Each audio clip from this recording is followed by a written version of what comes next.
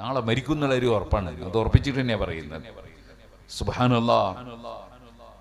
പറഞ്ഞതുപോലെ തന്നെ ഉഹദ് യുദ്ധത്തിൽ മഹാനവറുകൾ ഷഹീദായി. ഒരു ഖബറിൽ ഒന്നിലധികം മയ്യിത്ത് മറമാടേണ്ടി വന്നു. കാരണം അത്രയും കൂടുതൽ ശുഹദാക്കളുണ്ട്. അപ്പൊ അബ്ദുള്ള റളിയല്ലാഹു അൻഹു മറവ് ചെയ്ത ഖബറിൽ വേറെ മയ്യിത്തും ഉണ്ട്. പക്ഷേ ഒരു 6 മാസം കഴിഞ്ഞ് മയ്യിത്ത് ഒന്ന് മാറ്റി മറവ് ചെയ്യണം എന്ന് മകനായ ജാബിർ റളിയല്ലാഹു അൻഹുവിന് തോന്നി. എന്തുകൊണ്ട് തോന്നി? സഹാബത്തിന്റെ വിശ്വാസാണ്. ഇത് ഷഹീദായി മരിച്ച എന്റെ ബാപ്പയാണ്, ആ ബാപ്പക്ക് ശരീരത്തിനൊരു കേടും സംഭവിക്കൂല എന്ന വിശ്വാസം ജാബിർ റളിയല്ലാഹു അൻഹുവിനുണ്ട്.